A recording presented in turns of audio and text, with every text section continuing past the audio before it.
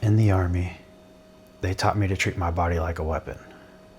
Not because they wanted us to be vain, not because looking good mattered, but because a weapon that isn't maintained fails you exactly when you need it most. And here's what I've realized years later, working as an ER nurse and a PACU nurse. Most people are walking around with a weapon they haven't maintained in years. And one day, usually at the worst possible time, it fails them. I've seen it, I've treated it, I've watched people pay the price for years of neglect in a single moment. Today I want to share with you what the military has taught me about taking care of your body. And what I see now, on the other side, as a nurse who treats the consequences of not listening to that lesson. My name is Brian. This is The Grounded Life. Let's get into it. When you're a medic in the Army, you learn something most civilians never have to think about. Your body is not just yours. It's equipment. It's the thing that has to perform when everything else is falling apart. If your legs give out, you can't get to the wounded. If your hands are shaking from exhaustion, you can't do your job. If you haven't slept, if you haven't eaten right, haven't trained, your body becomes the weak link in a mission where there is no room for weak links. So you train, not because you feel like it, not because it's fun. You train because one day your body might be the only thing standing between someone living or dying. That mindset never left me. Even now, years removed from the Army, I still think about my body in the same way. It's not about vanity. It's not about how I look in the mirror. It's about whether my body is ready for whatever life asks of it. Every day I walk 3 to 4 miles. 5 to 6 days a week, I'm in the gym for at least an hour. Not because I'm chasing some aesthetic goal, but because I refuse to let my body become the weak link in my own life. Now let me tell you what I see on the other side of this. As an ER nurse, as a med-surg nurse, as a PACU nurse. I see what happens when people don't maintain their equipment.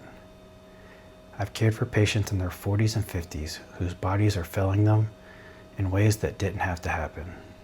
Not because of bad luck, not because of genetics alone, but because of years, sometimes decades, of decisions, skipped movement, poor nutrition, ignored warning signs, a body treated like it would just keep running no matter what they put it through or how little they asked of it. And here's the hard truth. I've learned in those rooms, the body keeps score. Every day you don't move it, every meal that's pure convenience over nutrition, every night of poor sleep, every warning sign you ignore. It's all being recorded, and eventually, the bill comes due. I've also seen the opposite. Patients in their 60s and 70s who recover faster, who handle surgery better, who bounce back from illness because they spent years staying active and disciplined with their health. Their bodies were maintained equipment, and when it mattered most, that equipment performed. This isn't about being scared into fitness. It's about understanding a simple truth. Your body is the only place you have to live. There is no upgrade. There is no replacement. What you have right now is what you're going to need to rely on for the rest of your life. So how do you actually build this? How do you train your body to be ready, even on the days you don't feel like it? Here's what the Army taught me. You don't wait to feel ready. You train especially when you don't feel ready, because that's exactly when it counts the most. Think about it. Nobody gets injured, sick, or faces a crisis on the day when they're well rested, motivated, and prepared. Life does not ask for permission. It happens when you're tired, when you're stressed, when you least expect it. So the training has to happen on those exhausted days too. Not because exhaustion doesn't matter. It does. Recovery matters. But because consistency on hard days is what actually builds resilience. In the Army, we train through fatigue because the real world doesn't pause for how tired you are. I carry that same principle into my life now. Some days I walk 3 to 4 miles when I'm running on 4 hours of sleep after a night shift. Some days I go to the gym when the last thing I want to do is move. I do it anyways. Because discipline is not about how you feel. It's about what you do regardless of how you feel. And here's the thing. Every time you show up on the hard days, you're proving something to yourself. You're building evidence that you are someone who follows through. That evidence becomes confidence, and that confidence carries into every other area of your life. I want to bring this back to something deeper, because I don't just see this as a fitness conversation. I see it as a faith conversation. 1 Corinthians 6:19-20 says, "Do you not know that your bodies are temples of the Holy Spirit, who is in you, whom you have received from God? You are not on your own. You were bought at a price. Therefore honor God with your bodies." Honor God with your bodies. Not perfect your bodies. Not have the best looking body in the room. Honor. That changes the entire conversation. This isn't about vanity. It's not about chasing a number on a scale or a look in the mirror. It's about stewardship. God gave you this body, this one, exactly as it is right now. And how you take care of it is part of how you honor what He's given you.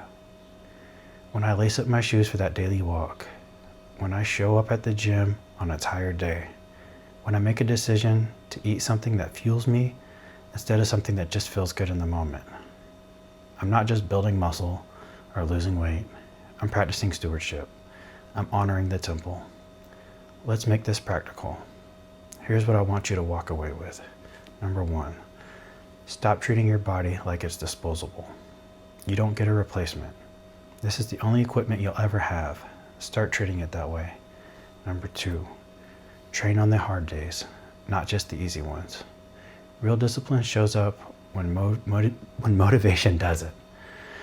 Pick one day this week where you don't feel like it and show up anyway. Number 3, reframe fitness as stewardship, not vanity. You're not doing this to look good for anyone. You're doing this because you were given one body and one life to steward well. Here's your action step. This week, commit to one form of daily movement, a walk, a workout, anything. And do it every single day, regardless of how tired you are. Track it. Watch what happens to your confidence by the end of the week. I've seen both sides of this. I've lived the discipline of the Army, and I've treated the consequences of a lifetime without it. And I can tell you with full confidence, the body you maintain today is the body that will carry you through whatever life asks of you tomorrow. Don't wait for a wake-up call. Don't wait for the ER visit, the diagnosis, the moment your body fails you to finally start paying attention. Start now, while you still have a choice. If this video resonated with you, hit the subscribe button, leave a comment below. Tell me one thing you're going to commit to this week for your physical health. I read every comment, and I want to see you follow through. Next week, we're going to talk about something that hit me hard. God's plan doesn't always look like yours, and why that's actually okay. You don't want to miss it. Thank you for being here. God bless you, and I'll see you on the next one.